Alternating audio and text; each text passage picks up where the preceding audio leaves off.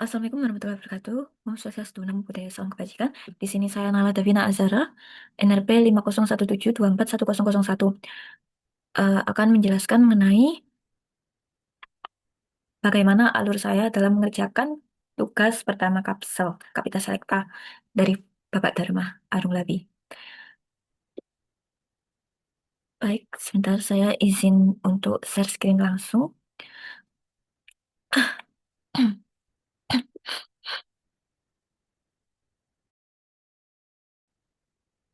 Nah, di sini itu saya langsung memasukkan datanya karena datanya kalau saya ketik manual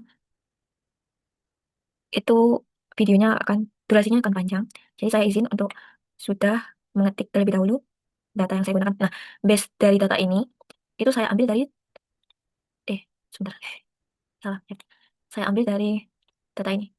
Data jumlah kejadian tabel jumlah kejadian korban dan kerusakan akibat bencana alam tahun 2022 per provinsi. Nah, data yang saya ambil ialah untuk X-nya sendiri itu merupakan jumlah korban jiwa. Nah, jumlah korban jiwa ini saya ambil dari tabel D, kolom D sampai kolom F. Karena korban jiwa, saya state-nya. Nah, untuk yang Y sendiri ialah ialah jumlah kejadian ini, tabel C. Oh, tabel, kolom C per provinsi. Jadi, misal Aceh, di sini saya jumlahkan langsung dari yang jumlah kejadian banjir sampai jumlah kejadian gelombang pasang. Lalu untuk korban, dari korban jiwa yang meninggal, hilang, dan luka-luka, ini saya jumlahkan sebagai pembanding. Kayak pembanding jika jumlah kejadian di di daerah ini sekian dalam rentang waktu 1 tahun, nah perkiraan korban jiwanya itu ada berapa? Gitu. Jadi untuk basis datanya ini dari BPBD, Badan Penanggulangan Bencana Daerah. Nah, nextnya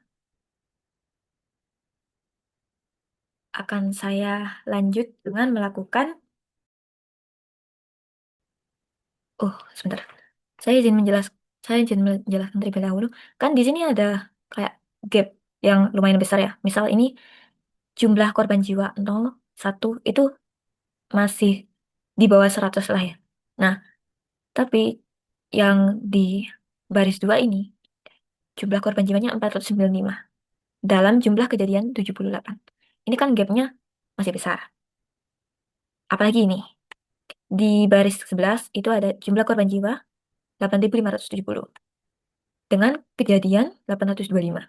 Nah, dengan data yang gapnya sebesar ini, bagaimana cara saya untuk, di sini saya akan menjelaskan bagaimana cara saya untuk melakukan regresi linear antar data, antar gap-gap dari data-data yang ada di sini, agar datanya terlihat lebih rapi. Oke, di sini saya akan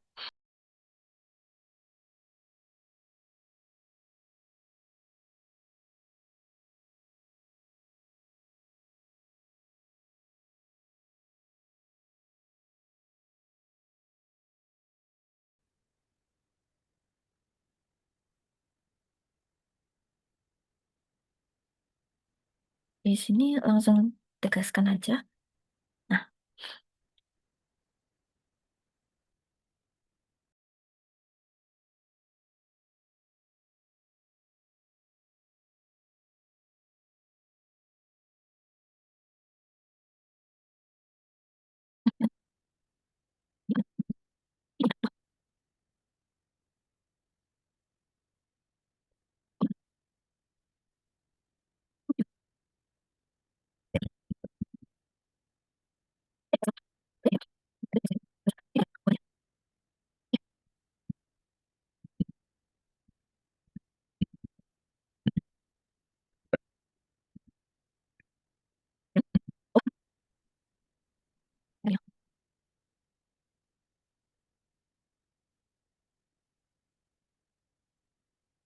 Pertama-tama saya selesaikan terlebih dahulu, kayak semua langkahnya, baru nanti saya jelaskan. Terima kasih.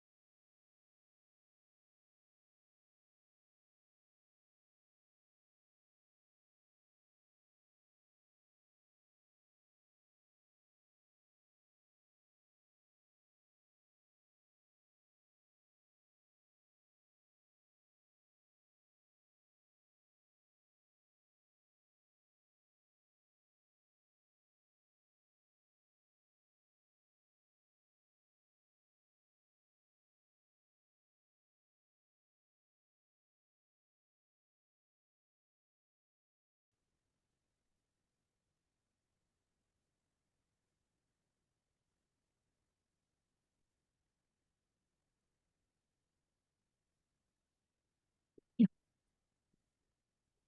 coba ya. Nah, akhirnya,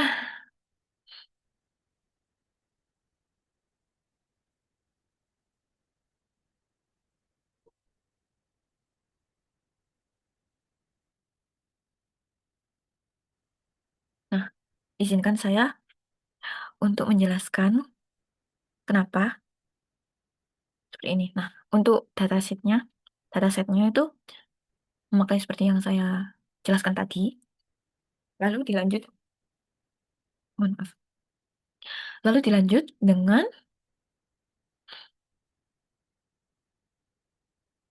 manggil data lagi.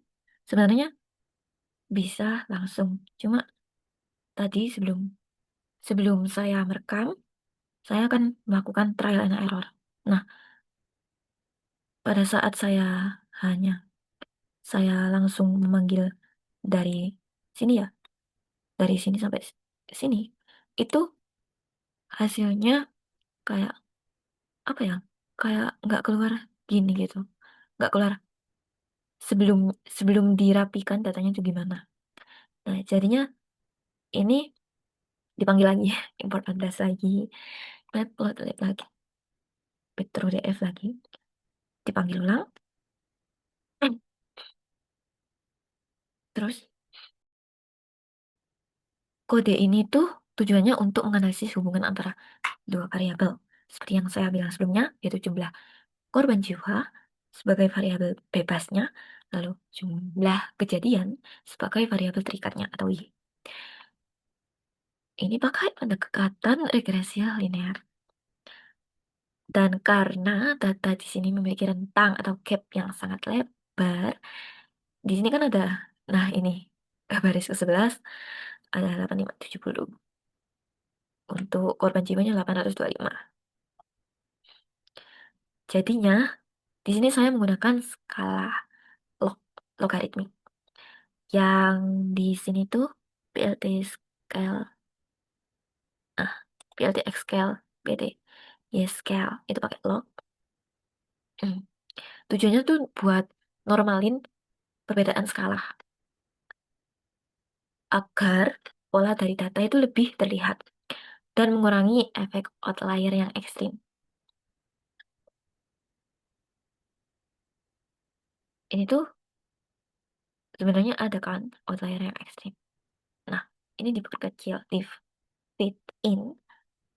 Terus tujuan dari log ini membantu melihat apa sih, ah, sorry, apa sih hubungan kedua variabel jika mengikuti tren logaritma atau linear pada skala log.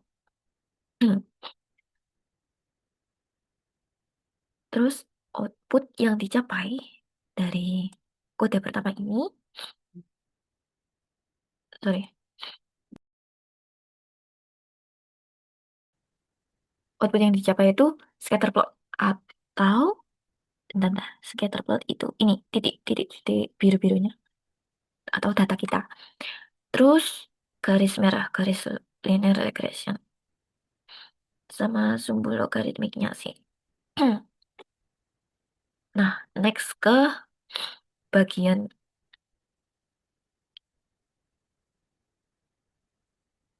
codingan yang ketiga. Nah, di sini tuh kenapa sih dilakukan transformasi log?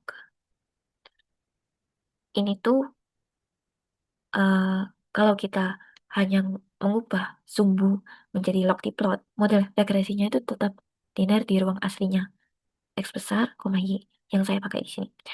Tapi di sini tuh eh, saya ingin benar-benar mentransformasi data ke log x dan log y, lalu membuat regresi linear di ruang log-log ini. Seperti yang udah saya state di sini. Nah, diharapkan dengan cara ini model regresi yang yang dihasilkan di sini itu nggak lagi berbentuk linear sederhana, tapi mengikut hubungan potensial atau power law jika tidak salah. Terima kasih. Nah, ini tuh mengukur coldness of fit atau R2-nya di ruang log-log. Ini R2-nya, nah R2 skornya itu 0,296 di sini hasilnya. Output yang dicapai itu ya persamaan regresi log-lognya. Ini. Terus di sini tuh lebih rapi daripada data yang di sini. Dan garisnya itu bener-bener linear. Bukan seperti anomali. Bukan anomali seperti ini. Oke. Nilai R2 skor itu kayak menunjukkan seberapa baik model model ini tuh menjelaskan hubungan log-log. Semakin dekat ke satu, maka hasilnya harusnya semakin baik deh. Sepemahaman saya. Terima kasih. Nah, untuk codingan keempat ini sebenarnya kayak Ray aja, kayak cuma manggil aja. Ray Sati, alasannya itu buat nyiapin sih. Nyiapin sebelum dicari ini, intercept and slope-nya. Buat fitting curve. Output yang dicapai ya cuma dataset ini sih. Kalau yang di coding keempat, dataset yang ini yang keluar. Ya sama aja sebenarnya kalau kayak data yang di atas, cuma dalam bentuk matriks aja. Nah, untuk yang kelima, ini print apa cari intercept sama slope-nya aja. Dan di sini, aduh, di sini keluar intercept-nya itu 79,5, slope-nya itu 0,087. Terus di codingan keenam, langsung next aja. Sebelumnya tuh saya tadi seperti yang udah dilihat tadi sebelumnya, saya hanya menggunakan bagian ini sampai ini. Nah, lalu tadi itu cuma menunjukkan persamaan regresi sama R2 skornya aja. Prediksi untuk data barunya nggak ada. Maka dari itu saya ulangi lagi dengan cara import numpy lagi. Dan kayak mastiin ini X-nya itu tadi berbentuk 2D array. Sebelumnya di sini kan satu D, satu dimensi. Karena nggak saya reset jadi -1,1. Udah kayak gini, lalu di fit ulang modelnya, dan keluar ini persamaan regresinya gini. Terus prediksi untuk data baru keluarnya korban jiwa 5, prediksi kejadiannya bakal 80,03 dan seterusnya seperti ini. Jadi mohon maaf tadi atas kesalahan yang sebelumnya ada di sini. Jadinya agak lama. Udah, hasilnya seperti ini. Terima kasih sudah menonton. Bentar, bentar, sebelumnya. Saya izin stop share. Sebelumnya mohon maaf apabila saya terdapat salah persepsi, salah kata, maupun salah dalam segala hal salah dalam beberapa hal yang telah yang telah saya sampaikan di sini. Mohon maaf sebelumnya dan terima kasih telah menonton. Terima kasih juga kepada Bapak Dharma yang telah membimbing saya dan teman-teman hingga akhirnya saya di sini saya mengerti bagaimana konsep untuk melakukan untuk mencari persamaan linear regresinya untuk membuat merapikan datanya. Terima kasih. Wassalamualaikum warahmatullahi wabarakatuh. Salam sejahtera. Dadah.